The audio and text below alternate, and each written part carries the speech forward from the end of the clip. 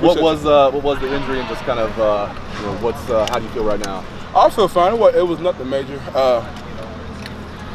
Just taking some precautions, so I'm good. BB, how frustrating has it been, if at all, in the Rushmen room with Nick being out, Jonathan's dealing with something now, Draymond had a little bit of an injury, you had one. It just seems like it's got to be tough for you guys to stay healthy and be what you want to be and get out there full strength. It's not so much it's frustrating. It's just one of the things where it's the next man up. Getting a little banged up here and there is a part of the game. So that's why we all prepare the exact same way. We take the amount of reps and we take what we do seriously. So when it's time to work on your craft, on a day-to-day basis in practice, that's what we try to enhance it as much as we can. So that if somebody does go down or get hurt, there's a situation, the next guy ready to play. If Coop and Nick are both out, you guys have to move bodies around it all up front this week. A little bit. Yes and no, depending on the situation. But like I said, it's just a matter of some guys got to step up. Deep in your heart, is there a defensive end? Is there a defensive heart that's beating?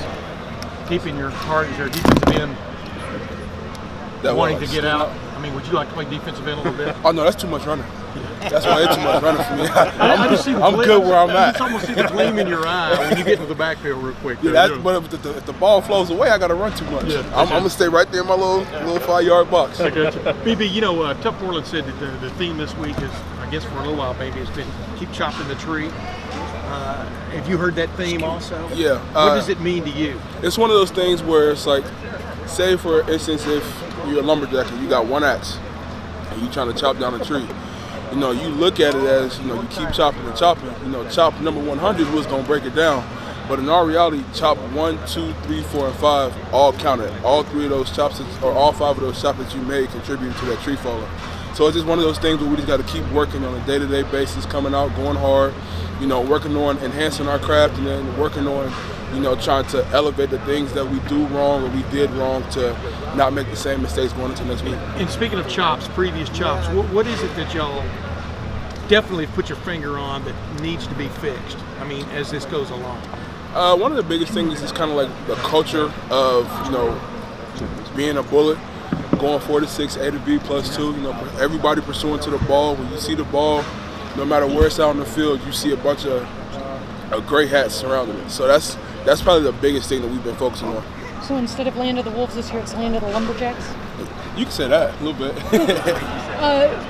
BB, a lot of your teammates were very complimentary of how much you were able to contribute even when you weren't on the field playing during the game.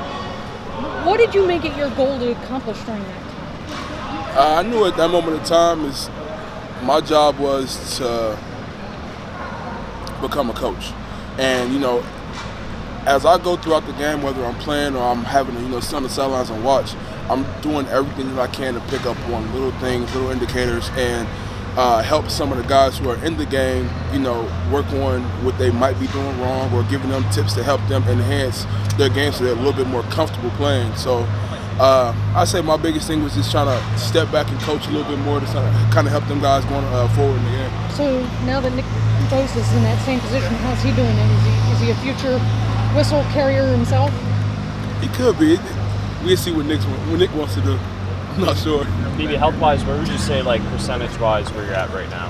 100. 100? 100%. And in the time that you kind of split time and took a little bit of a step back, what have you seen out of a guy like Devon who kind of filled in your role a little bit?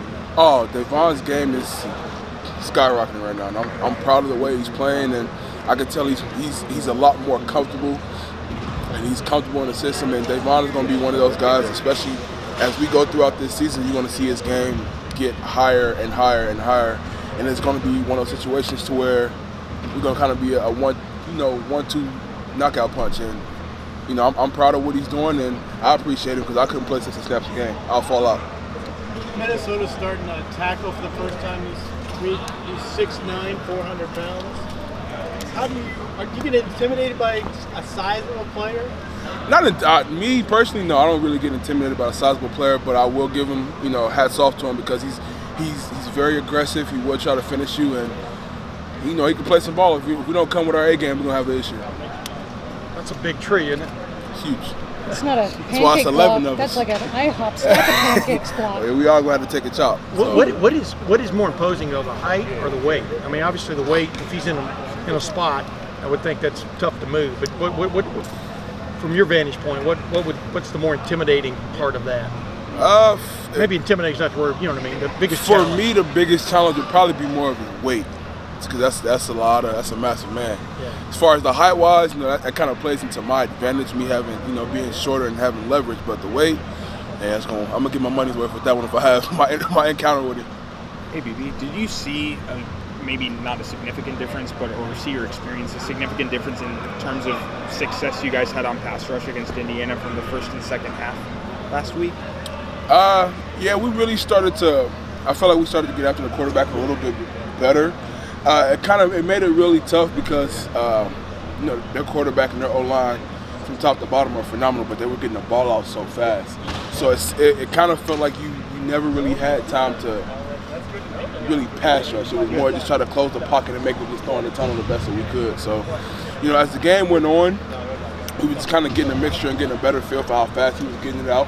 Yeah. So we kind of had a better indicator of how fast we had to close the pocket, but it's one of those things you kind of just got to adjust as the game goes on. Is that something that you see, that could be similar this week against Minnesota, or is it just a different timing thing?